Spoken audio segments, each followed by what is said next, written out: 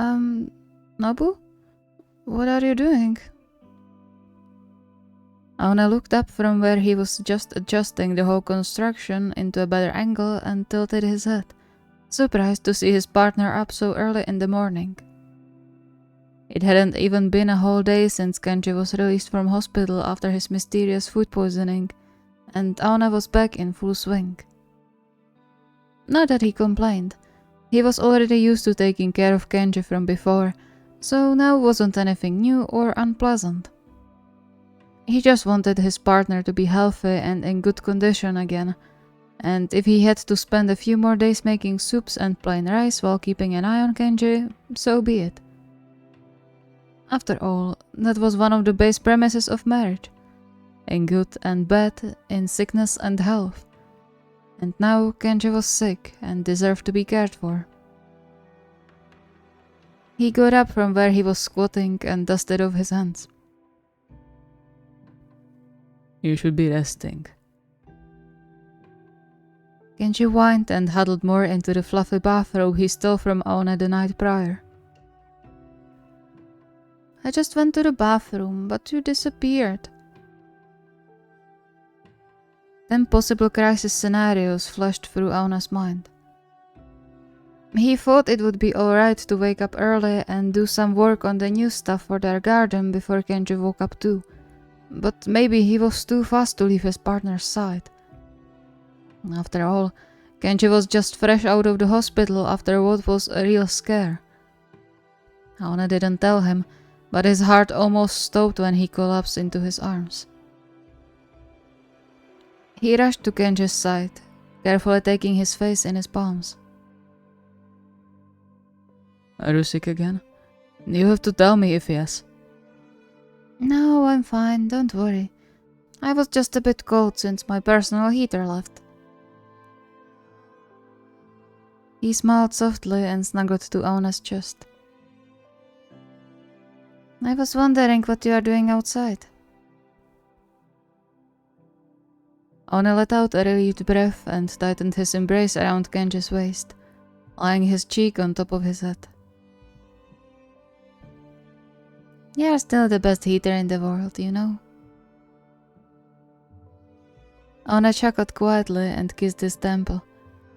He would be the first one to admit he wanted moments like this to last forever, and the fact that Kenji was purposefully seeking out his embrace was just heartwarming. But seriously though, what are you doing? I know you like these things to be a surprise, but can you at least give me a hint? I was thinking about redesigning the patio a bit. I mean, since there's pretty much no patio yet, I think that's a good idea. Anything specific you have in mind? I would have a few ideas if you don't mind me talking into it. Aona's heart ached a little from the unsaid implication in Kenji's words. Of course not. It's your house too. Yeah, but you are the one with skill. I don't want to mess up your plans. Sighing, Aona pulled him under his chin. He hoped he reassured Kenji enough about the sincerity of his feelings with the last challenge, but apparently it still wasn't enough. He scolded himself inwardly for once again not noticing sooner. We live here together, remember? If you aren't happy here, then neither am I. He felt Kenji freeze in his arms for a beat before his shoulders finally relaxed. Such a softie. It was probably supposed to be teasing, but Aona didn't miss the light crack of his voice by the end. His heart ached seeing Kenji, the person who had always known what to do to make him feel included in their friend group or whole of society, doubting his worth this much and this often. He hated it, hated the facade Kenji put up to make himself seem unbothered, even when his own mind was betraying him. He tightened his arms around him, hoping that at least some of the warm feelings he felt whenever Kenji was close but couldn't describe out loud would get transferred to Kenji this way. You are really cuddly today. He chuckled softly, chasing away some of Aona's worries. Still such a teddy bear. I never understood how you can be so intimidating and still such a sweetheart at the same time. It's a gift. One that made sure you found me and stuck around. I've never been more grateful for it. Kenji blinked rapidly a few times. His eyes widened and oh so pretty. Such a softie. He stood up on his tiptoes to get a kiss and then cleared his throat, motioning to the tools and materials Aona had prepared. So, what was your plan with this? I thought some roof would be nice, and wooden floor. He had to smile when the lively light entered Kenji's eyes. Oh, do you think we could get some tiny kitchen in here? Or just a little fridge for when we sit out here to keep food and drinks in? And maybe some counter to prepare the food on? And a hammock. I always wanted a hammock.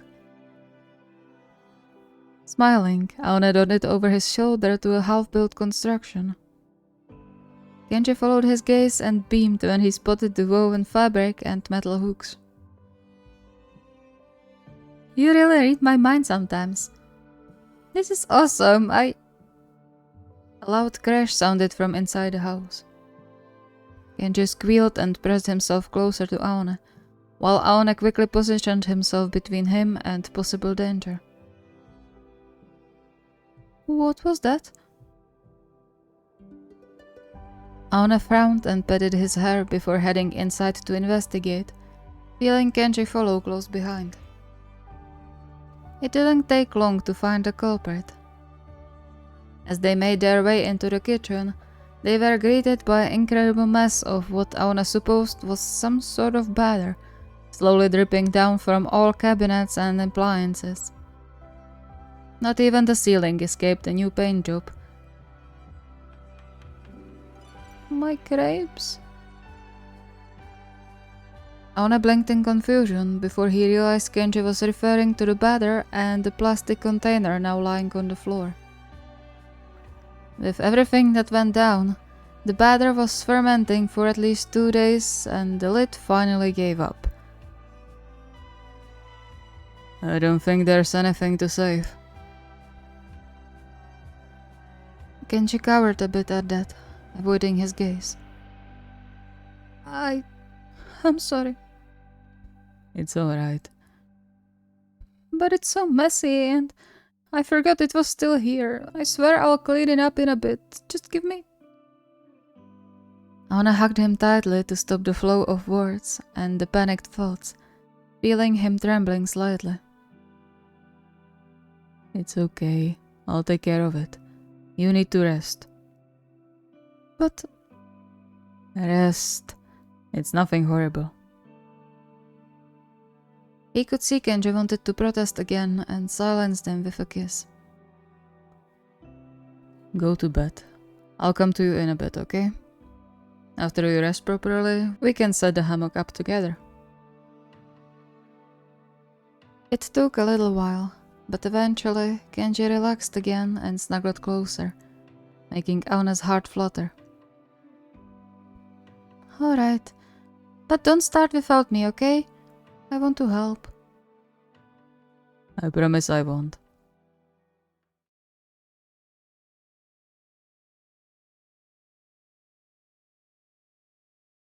Kyouhaba grumbled and raised his eyes from the book he was reading as he got slightly catapulted forward by Kyotani's movement.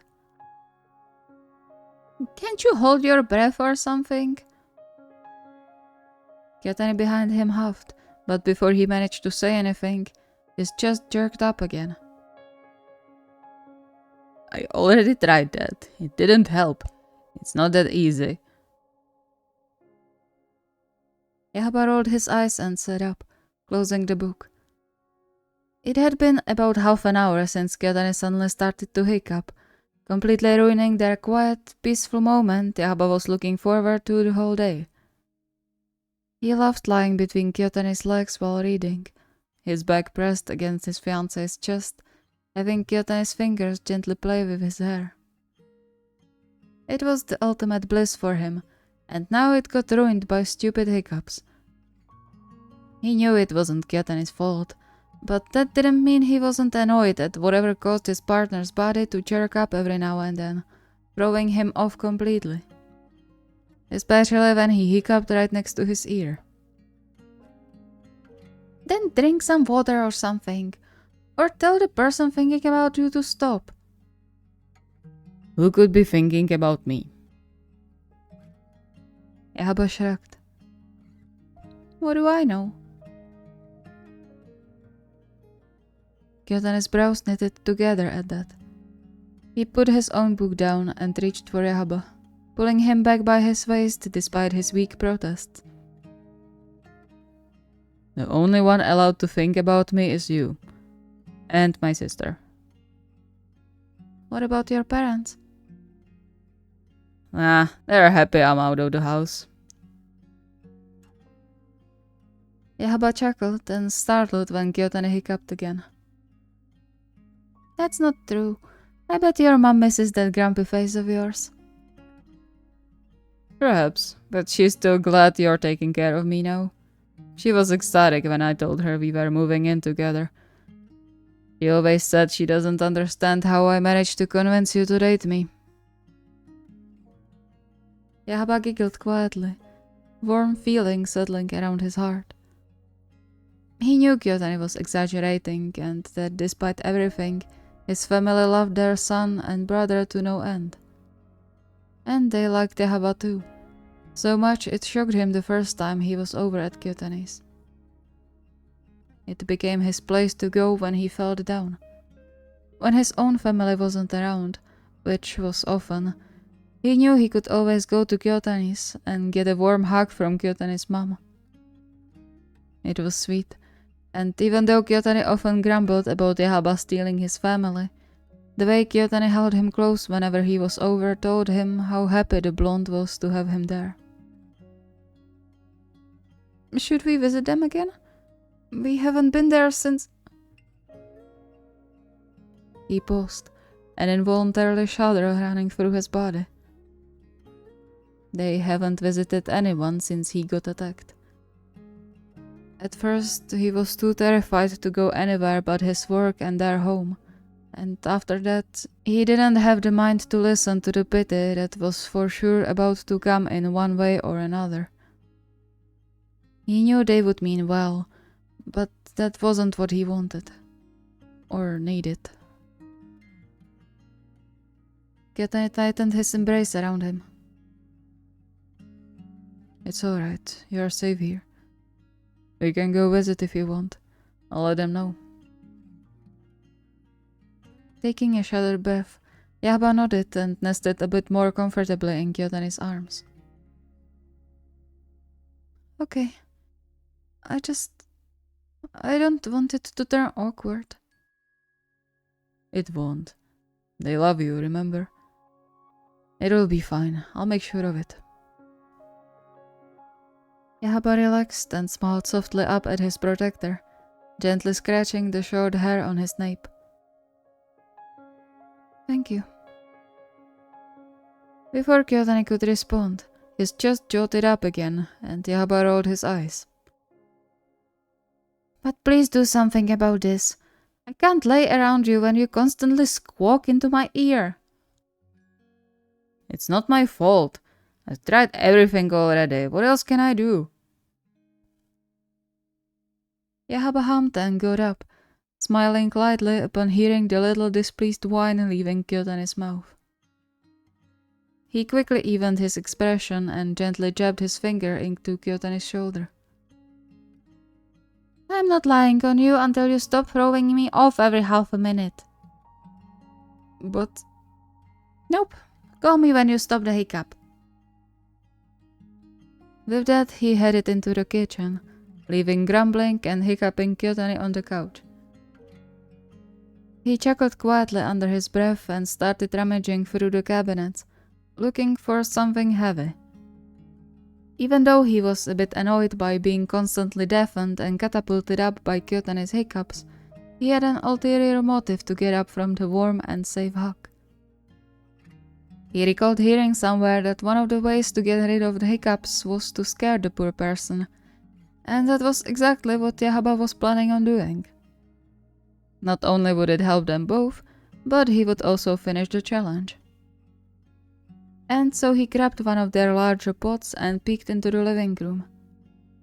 Except for the occasional jerk of his shoulders, Kyotani seemed to be fully immersed in his book again. Perfect. Trying to make as little noise as possible, he sneaked to the couch in a way that Kyotani wouldn't see him approach, and then dropped the pot on the floor right behind his head. Kyotani jumped up, a strange high-pitched sound leaving his mouth while his widened eyes darted around. Fucking hell, what did you... Kyouhaba snickered, ignoring the scorching glare he got. That was amazing. Shige, what the fuck? I almost had a heart attack. Sorry, I just needed to scare you. Needed? Kyouhaba nodded and rushed to the garden door to let Bruno, who was apparently on high alert from the sound too, in. Yeah, it was for a challenge. You almost killed me for a challenge? Seriously? Don't be so dramatic, it was just a little scare. He smiled and sat down on the armrest to rub Kyotani's shoulders as a little apology, even though Kyotani was now ostentatiously ignoring his presence. And I wanted to help you from the hiccups. Huh? He paused for a moment, but not a single hic jerked with his body. Huh. Smiling innocently, Kyouhaba snuggled closer. See? It worked. Now we can resume what we started. Kyotani sighed and rolled his eyes, but still covered Kyouhaba's hand and leaned more into the touch. Fine, you are forgiven. This time. Thank goodness they didn't pull me into this one. Yeah, that wouldn't end well, I would say.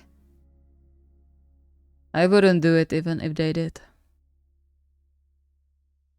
Kyouhaba's heart swelled. I know. Love you. Then come here. I want my daily dose of cuddles. And you owe me for that scare. With that, he pulled Kyouhaba on him by his waist. Kyouhaba squealed and huffed when Kyotani wrapped his arms firmly around him, rendering any escaped attempt useless. You're such a brute sometimes. You sound like Oikawa. Still, he no less than melted into the embrace, a pleasant shiver running down his back when Kyotani nuzzled into his hair. And I love you too, more than anything.